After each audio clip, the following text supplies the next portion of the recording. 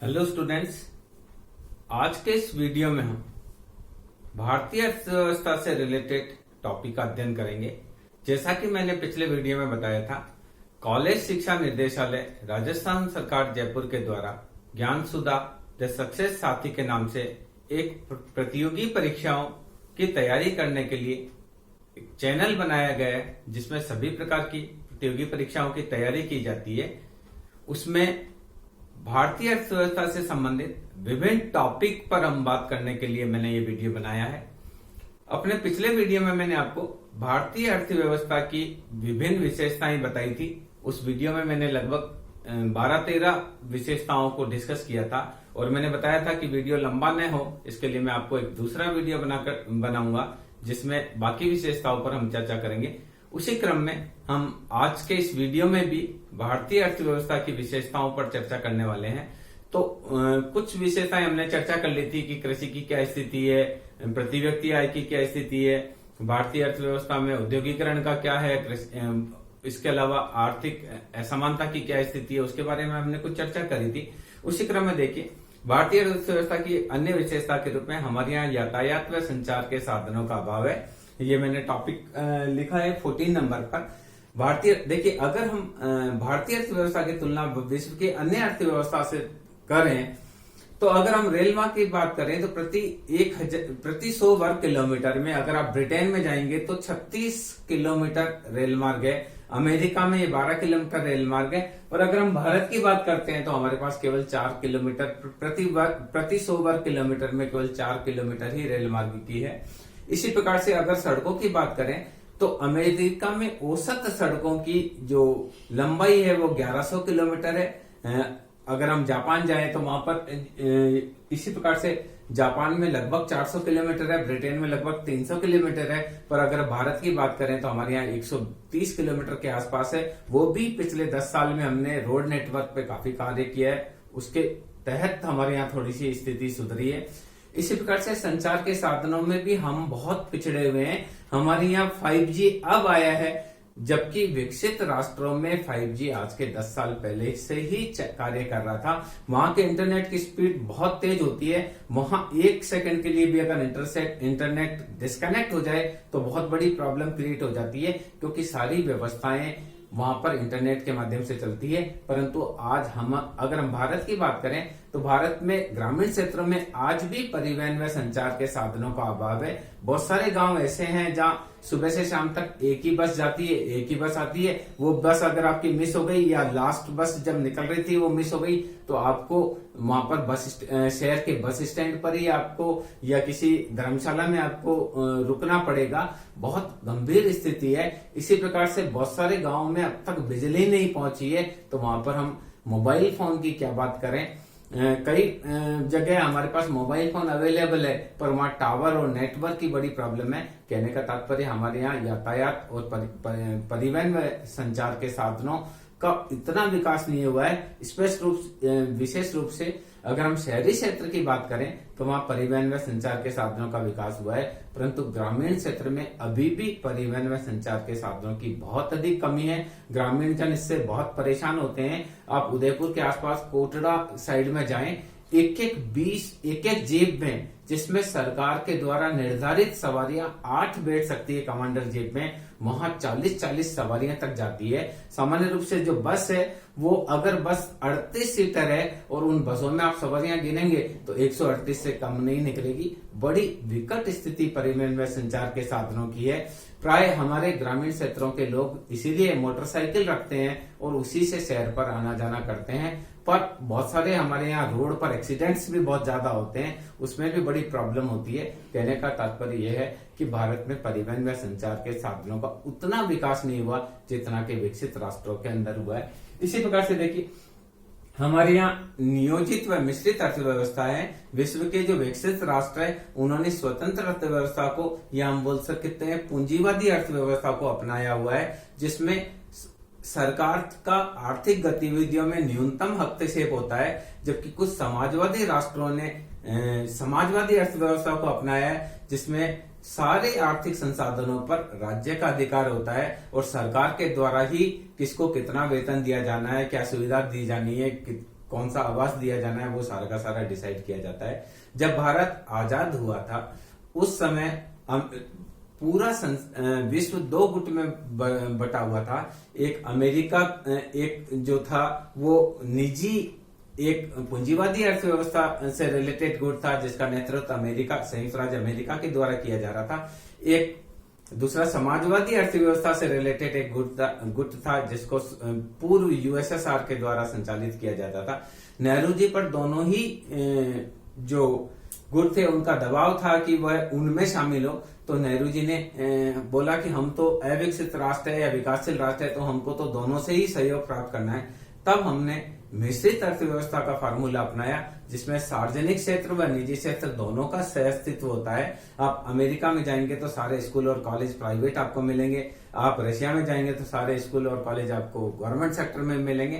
पर भारत एक ऐसी जगह है जहाँ मिश्रित अर्थव्यवस्था है, यानी हमने पूंजीवादी अर्थव्यवस्था के भी अच्छे गुणों को लिया है, समाजवादी अर्थव्यवस्था के भी अच्छे गुणों को लिया है। तो ऐसी स्थिति में हमारे यहाँ देखिए सरकारी क्षेत्र में भी कॉलेज है, प्राइवेट सेक्टर में भी कॉलेज है, सरकारी सेक्टर में भी हॉस्पिटल है, प्राइवेट सेक्टर में भी हॉस्पिटल है, सरकारी टेलीकॉम कंपनी बीएसएनएल है तो प्राइवेट सेक्टर में आपका एयरटेल और जियो है, सरकारी राजस्थान रोडवेज यातायात का साधन है, रेल सरकारी है। इसी प्रकार से प्राइवेट ऑपरेटर्स और प्राइवेट वीडियो कोचेज बसेस चलती है, प्राइवेट टैक्सी चलती है।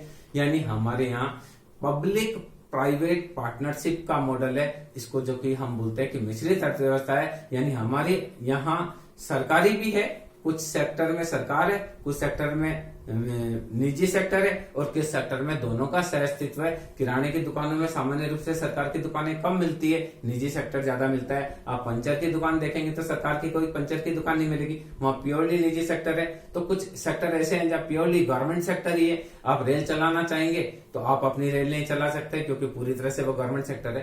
कहने का तात्पर्य है कि हमारे यहाँ मिश्रित अर्थव्यवस्था है जहाँ सरकारी सेक्टर भी है और निजी सेक्टर भी है। अगली बात देखिए, हमारे यहाँ विकासशील राष्ट्र होने की वजह से बाजार अपूर्ण है।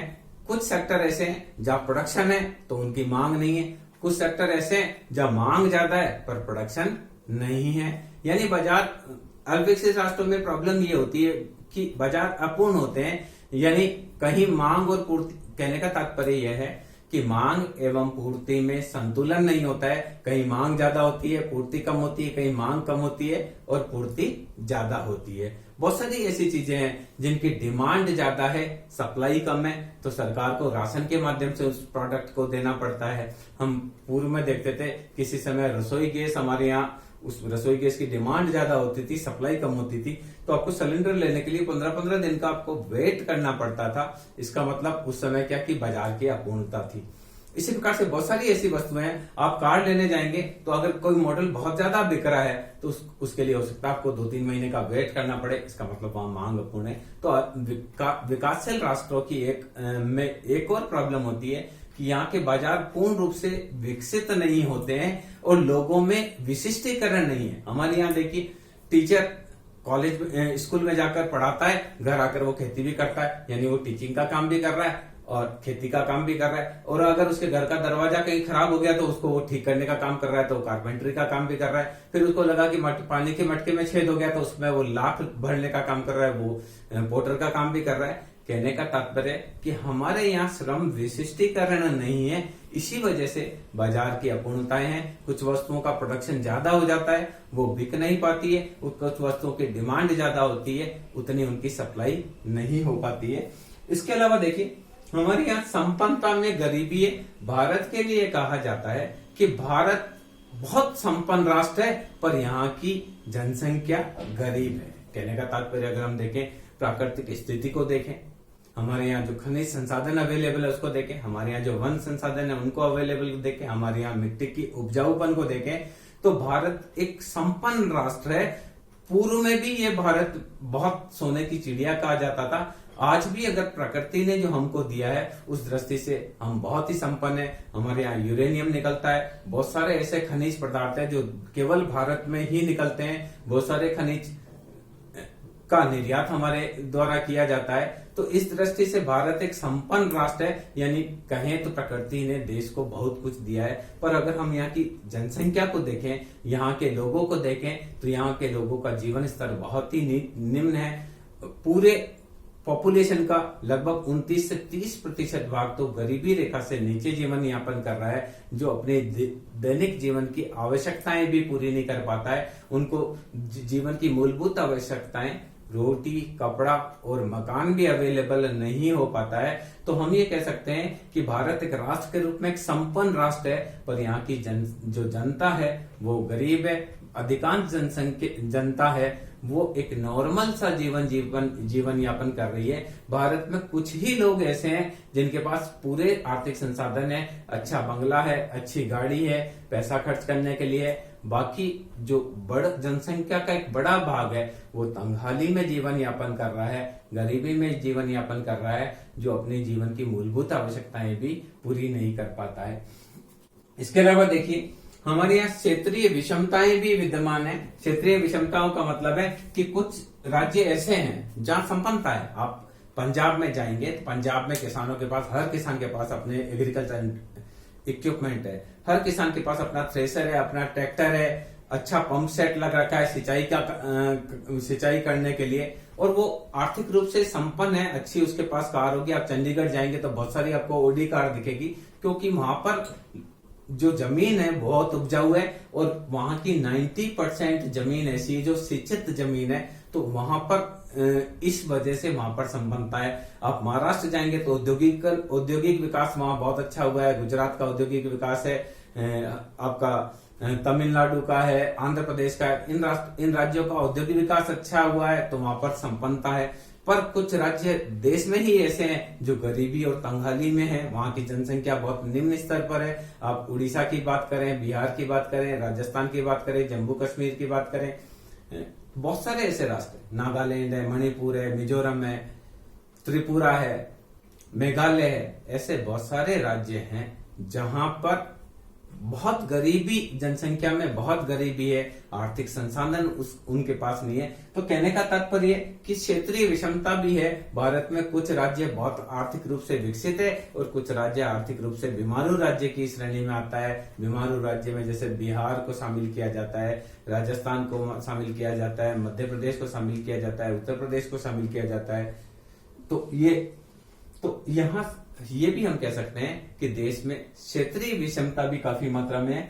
इसके अलावा देखिए, हमारे यहाँ मुद्रास्फीति भी बहुत अधिक मात्रा में है। अगर हम 1951 से लेकर 1983 तक 30 साल का डाटा हम देखें तो लगभग कीमतें 22 गुना बढ़ गई है। इतनी ज्यादा हमारे यहाँ मुद्रास्फीति है कि लगातार कीमतें बढ़ती जा रही है। हमारे जो दादाजी वगैरह कहते थे कि हम लोग तो बहुत कम पैसा कमाते थे, तब भी अच्छा जीवन यापन करते थे। उनकी तनख्वाह 50 रुपए हुआ करती थी, 100 रुपए हुआ करती थी, पर 6-7 बच्चों का वो अच्छे से लालन पालन कर लेते थे, सबको पढ़ा लेते थे। आज हम लोग 1-1 लाख रुपए तनख्वाह प्राप्त कर रहे हैं, उसके बावजूद 2 बच्चों को हम अच्छे स्कूल में या अच्छे इंस्टीट्यूट में प्रवेश नहीं दिलवा पाते हैं। कहीं ना कहीं अगर हम एक को अच्छा दिला देते हैं तो दूसरे के लिए हमको सोचना पड़ता है कि इसका हम कैसे करें, क्या लें, कहीं कर्जा लें, एजुकेशन लोन लें। कहने का तात्पर्य यह है कि जो बढ़ती हुई कीमतें हैं, हमारी मौद्रिक आय बढ़ी, पर मौद्रिक आय बढ़ने से ज्यादा मुद्रास्फीति की दर बढ़ी। मुद्रास्फीति का मतलब है कीमतों में होने वाली वृद्धि को मुद्रास्फीति कहा जाता है। तो यहाँ देखिए, मुद्रास्फीति अगर आप देखिए, अभी जून 2020 की बात करें तो हमारे यहाँ कोरोना काल था, इसकी वजह से आर्थिक गतिविधियां सीमित मात्रा में हुई। इस कारण से यहाँ मूल्यों में 0.58% की गिरावट हुई है। बाकी अगर 2019 में देखें तो जुलाई माह में वहां 1.19% कीमतें बढ़ी थी। यानी कीमतें हमारे यहाँ लगातार सतत ऊपर की ओर बढ़ रही है, और कीमतें बढ़ने की वजह से जितनी हमारे श्रमिकों को मौद्रिक मजदूरी बढ़ाकर हम देते हैं, उससे ज्यादा कीमतें बढ़ जाती है। इस कारण उनका रहन सहन का स्तर पहले की तुलना में कमजोर होता चला जा रहा है। यानी जो कीमत, भारतीय अर्थव्यवस्था की एक बड़ी प्रॉब्लम ये हो रहा है कि हमारे यहाँ कीमतें लगातार बढ़ रही है। इसका मुख्य कारण है कि यहाँ जनसंख्या लगातार तेजी से बढ़ रही है। जनसंख्या बढ़ने के वजह से मांग तेजी से वृद्धि हो रही है, और मांग बढ़ने से कीमतें बढ़ रही है। मूल रूप से मुद्रास्फीति के दो कारण होते हैं, मांग प्रेरित मुद्रास्फीति और लागत प्रेरित मुद्रास्फीति। तो सामान्य रूप से हमारे यहाँ पॉपुलेशन बढ़ने के कारण सभी वस्तुओं की मांग बढ़ रही है, खाद्यान्न की मांग बढ़ रही है, औद्योगिक उत्पादनों की मांग बढ़ रही है, कपड़ों की मांग बढ़ रही है, जूतों की मांग बढ़ रही है। तो मांग बढ़ने की वजह से कीमतें बढ़ रही है। दूसरी चीज, सरकार कई प्रकार के श्रम कानून लेके आई है, श्रमिकों की मांग, श्रम संगठन है, उसकी वजह से कीमतें बढ़ रही है, कच्चे माल का मूल्य बढ़ रहा है, तो लागतें भी बढ़ रही है। वस्तुओं की लागतें बढ़ने की वजह से भी कीमतें बढ़ रही है। तो मुद्रास्फीति भी भारतीय अर्थव्यवस्था के एक महत्वपूर्ण विशेषताओं में से है, अर्थात यहाँ पर लगातार मुद्रास्फीति में वृद्धि हो रही है। इसके अलावा अगर हम 1951 से विदेश व्यापार, पहले हम समझेंगे कि विदेश व्यापार किसे कहा जाता है। सामान्य रूप से आयात व निर्यात, किसी देश का एक देश का दूसरे देश के साथ जो व्यापार होता है उसको विदेश व्यापार की संज्ञा दी जाती है। तो अगर हम विदेश व्यापार की बात करें तो स्वतंत्रता के बाद से ही हमारा विदेश व्यापार हमारे विपक्ष में रहा है, अर्थात हमने लगातार आयात को ज्यादा किया है और निर्यात को कम किया है। अब आयात हम ज्यादा करते हैं, निर्यात कम करते हैं, तो ऐसी स्थिति में क्या होता है, हमारा जो गैप है उस गैप को भरने के लिए, मान लीजिए हमने 20,000 करोड़ का तो आयात किया और 10,000 करोड़ का ही निर्यात किया, तो बाकी 10,000 करोड़ हम कहां से लेकर आएंगे, क्योंकि व्यापार संतुलन तो संतुलन में होता है। तो ऐसी स्थिति में बाकी 10,000 करोड़ का हमको विदेशों से कर्ज लेना पड़ता है। तो 1951 से ही अगर हम लगातार देखें तो कोई एक आध वर्ष ऐसा रहा है जब विदेश व्यापार हमारे पक्ष में रहा हो, बाकी लगातार विदेश व्यापार हमारे विपक्ष में रहा है, यानी हमारा हमेशा आयात ज्यादा रहा है और निर्यात कम रहा है। मेरे को यहाँ कहना होगा कि हमारे यहाँ पॉपुलेशन ज्यादा है, पॉपुलेशन ज्यादा होने के कारण अगर हमारे को खाद्य तेल कम पड़ गया तो हमको आयात करना पड़ेगा, खाद्यान्न हमको कम पड़ गया तो आयात करना पड़ेगा, कपड़े का हमारे यहाँ उत्पादन कम हुआ तो हमको आयात करना पड़ेगा, जूतों का उत्पादन हमारे यहाँ कम हुआ तो हमको आयात करना पड़ेगा। कहने का तात्पर्य यह है कि हमको भारी मात्रा में आयात करना पड़ता है, खाद्यान्न, जीवन की आवश्यक वस्तुएं, दवाइयां। इसके अलावा हम लोग औद्योगिक विकास करना चाहते हैं तो हमको मशीनरी आयात करनी पड़ती है, कुछ उद्योगों के लिए कच्चा माल हमको आयात करना पड़ता है, कुछ उद्योग हमारे विदेशी प्रतिस्पर्धा में टिक नहीं पाए, वो पूरी तरह से, खिलौना उद्योग हमारा नष्ट हो गया, इलेक्ट्रॉनिक उद्योग हमारा पूरी तरह से समाप्ति के कगार पर है, तो उन सब वस्तुओं को हमारी पॉपुलेशन को हमको देने के लिए उनको आयात करना पड़ता है। तो लगातार हमारा जो विदेशी व्यापार है वो लगातार विपक्ष में रहा है। आप देखिए, अगर हम बात करें तो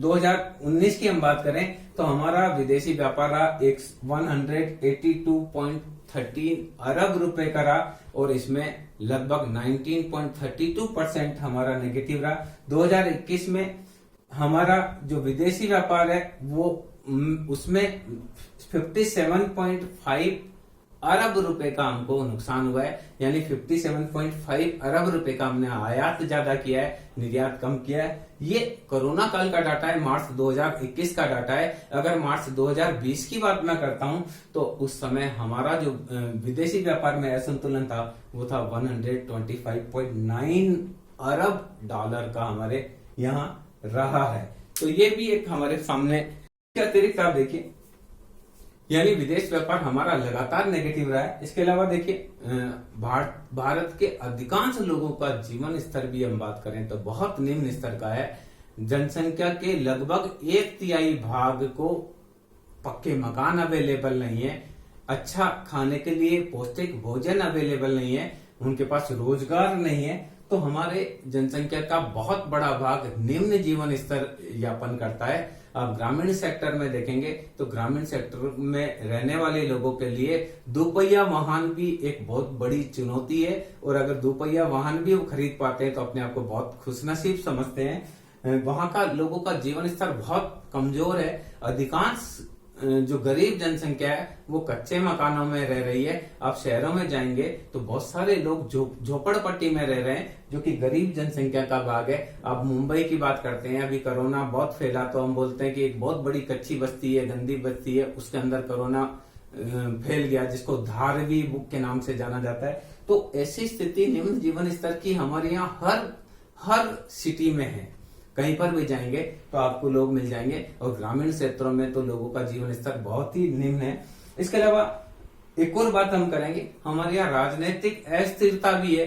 इस वजह से भी सरकार कोई आर्थिक गतिविधियों में बहुत टाइट डिसीजन नहीं ले पाती है। हमारे यहाँ कोई सरकार 13 दिन में गिर जाती है, कोई 13 महीने में गिर जाती है, कोई सरकार 1 दिन में भी गिर जाती है। सांसदों और जो विधायक हैं वो हमारे यहाँ दल बदल कर लेते हैं। उस राजनीतिक अस्थिरता के कारण से जो सरकारें बनती है वो कोई ठोस निर्णय अर्थव्यवस्था से रिलेटेड नहीं ले पाती है। ये भी एक समस्या के रूप में है। इसके अलावा देखिए, हमारे यहाँ इस सरकार के द्वारा LPG, liberalisation, privatisation and globalisation की नीति 1991 या नई आर्थिक अर्थव्यवस्था जब से हमने अपनाई तब से एक नई हम नीति लेकर आए हैं,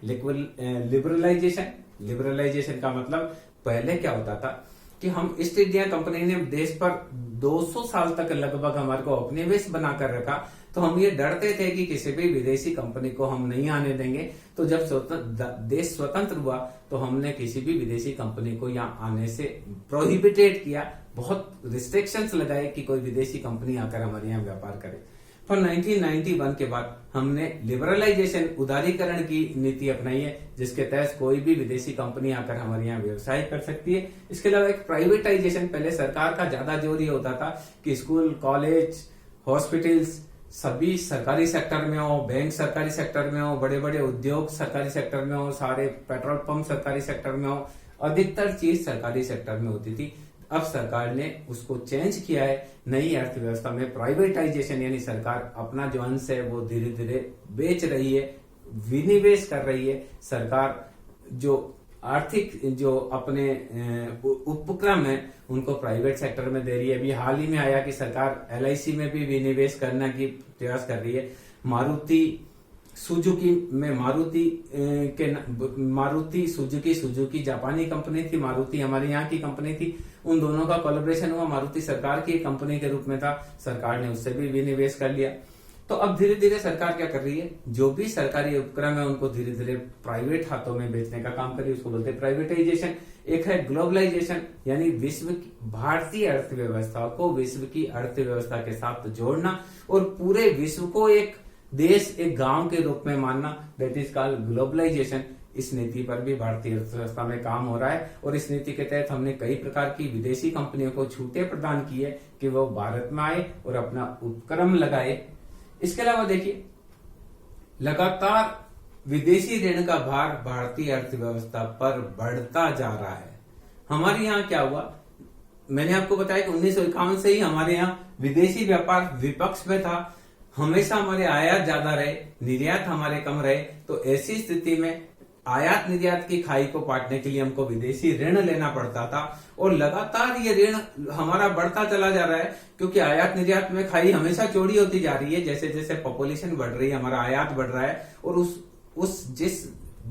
जिस गति से हमारे आयात में वृद्धि हो रही है उस गति से हमारे निर्यात नहीं बढ़ पा रहे हैं। लिहाजा हमारा व्यापार घाटा बढ़ता चला जा रहा है। उस व्यापार घाटे की भरपाई के लिए हमको विदेशों से कर्ज लेना पड़ता है। कभी हम अंतर्राष्ट्रीय मुद्रा कोष से कर्ज लेते हैं, कभी हम वर्ल्ड बैंक से कर्ज लेते हैं, कभी हम सॉफ्ट लोन विंडो यानी सुलभ ऋण खिड़की से हम उधार लेते हैं, कभी हम भारत सहायता क्लब से उधार लेते हैं, कभी एशियन विकास बैंक से उधार लेते हैं, कभी हम जापान से उधार लेते हैं। तो हमारे यहाँ लगातार विदेशी ऋण बढ़ता जा रहा है। मार्च 2020 में भारत पर 5,500 ये देखिए 558.8 अरब डॉलर का विदेशी ऋण था।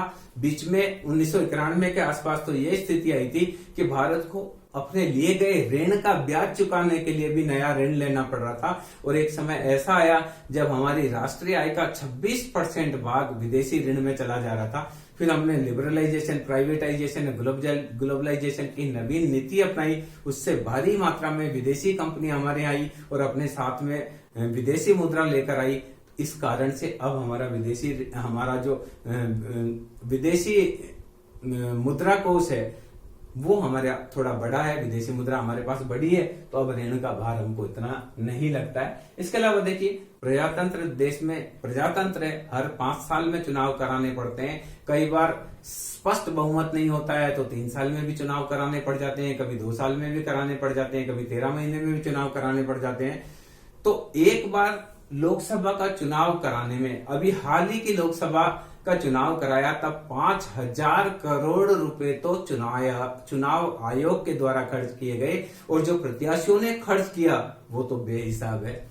अगर अभी हम चुनाव कराएं तो लगभग 6 से 7 हजार करोड़ रुपए हमारे 545 एमपी को चुनने में खर्च होते हैं। फिर हमारे यहाँ कितने विधायक चुने जाते हैं, कितने हमारे यहाँ सरपंच चुने जाते हैं, कितने पंच चुने जाते हैं, कितने जिला परिषद के सदस्य चुने जाते हैं, कितने पंचायत समिति के सदस्य चुने जाते हैं, कितने नगर पालिकाओं और नगर परिषदों के लिए चुनाव होते हैं। अब देखिए प्रजातंत्र का कितना भयंकर मूल्य हमको अदा करना पड़ता है। अरबों रुपए चुनाव पर खर्च किए जाते हैं, और इसकी वजह से जब ये पैसा मार्केट में आता है तो वह मुद्रास्फीति को बढ़ाता है, वो कीमतों को बढ़ाता है, जिसको हम किसी हालत में रोक नहीं सकते।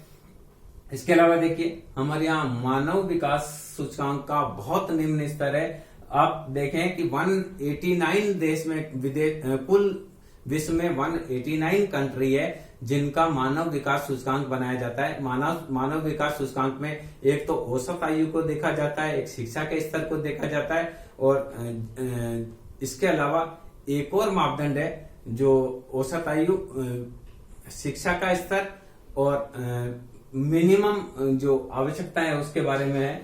तो हम 189 कंट्रीज में से 131 पर है, यानी मानव विकास सूचकांक में 130 देश हमसे आगे हैं। अगर हम 2019 की बात करें तो हम 129 पर थे, यानी हमने 2 स्थान का और नुकसान लिया है मानव विकास सूचकांक में। इसका मतलब है हमारे यहाँ शिक्षा का स्तर, औसत आयु, पोषण और स्वास्थ्य सुविधाओं का स्तर विश्व के 130 देशों से भी कमजोर है। इसके अलावा देखिए हमारे यहाँ एक और नई प्रॉब्लम है, भ्रष्टाचार लगातार बढ़ता चला जा रहा है। हर सरकार आती है और वह कहती है हम भ्रष्टाचार मुक्त शासन देंगे, पर देखा जाता है तो बार बार सरकार बनने के साथ भ्रष्टाचार हमारे यहाँ घटने के स्थान पर बढ़ा ही है। तो भ्रष्टाचार को अगर हम देखें तो 180 देशों में से हमको 40 अंक मिले हैं, और 2019 में हम 86वें स्थान पर हैं। इसका मतलब 85 देश हमसे ज्यादा अच्छे हैं, ज्यादा ईमानदार हैं। पहले हमारा स्थान 80 था। आप 18 का देखें, 2018 का डाटा देखें तो 80 था, यानी 79 जो कंट्री थे वो हमसे अच्छे थे। भ्रष्टाचार के मामले में हम 80वें नंबर पर आते थे। नंबर 1 पर जो कंट्री ऑस्ट्रेलिया है उसमें बिल्कुल भी भ्रष्टाचार नहीं। जैसे जैसे भ्रष्टाचार बढ़ेगा आपका ग्रेड नीचे गिरता चला जाएगा। तो आप देखिए कि पहले हम 80वें स्थान पर थे 2018 में, और 2019 में हम 86 में आए हैं। इसका मतलब हमारे यहाँ भ्रष्टाचार की स्थिति बढ़ी है, हमारे यहाँ पारदर्शिता कम रही है। इसके अलावा हमारी अर्थव्यवस्था वैश्वीकरण की ओर बढ़ रही है। वर्तमान में विश्व की कोई भी कंपनी आकर भारत में अपना व्यवसाय कर सकती है, भारत की कोई भी कंपनी विदेश में जाकर व्यवसाय कर सकती है, यानी हम ग्लोबलाइजेशन की ओर बढ़ रहे हैं। बड़ी संख्या में बड़ी बड़ी कंपनियां हमारे यहाँ आई है। किसी समय हमारे यहाँ कार के नाम पर केवल एक मारुति हुआ करती थी, आपको आज देखिए किया की कार मिलेगी, हुंडई की कार मिलेगी, फोर्ड की आपको कार मिल जाएगी। बहुत सारी कंपनियां आपको कार देती है। सिमिलरली आप एसी लेना चाहें, टीवी लेना चाहें, वॉशिंग मशीन लेना चाहें, फर्नीचर लेना चाहें, मोबाइल लेना चाहें, बहुत सारी विदेशी कंपनियां हैं।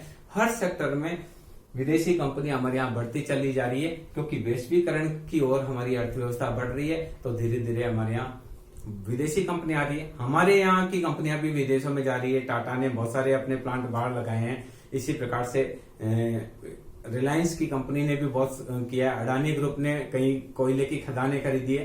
कई चीजें है। वैश्वीकरण का मतलब पूरे विश्व को एक गांव की बात ही मानना। इसके अलावा सरकार अपने उपक्रमों में लगातार विनिवेश कर रही है।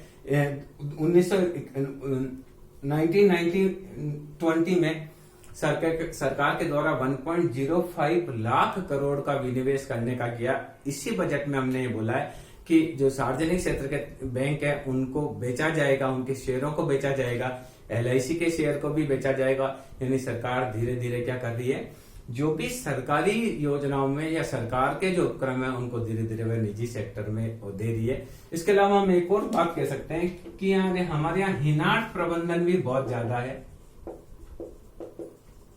यानी लगातार सरकार के द्वारा खर्चा ज्यादा किया जा रहा है, सरकार की इनकम कम होती है, तो उस डिफरेंस को बांटने के लिए सरकार नए नोट जारी कर देती है। तो अर्थव्यवस्था में नए नोटों की मात्रा बढ़ती चली जा रही है। इसको बोलते हैं डेफिसिट फाइनेंसिंग।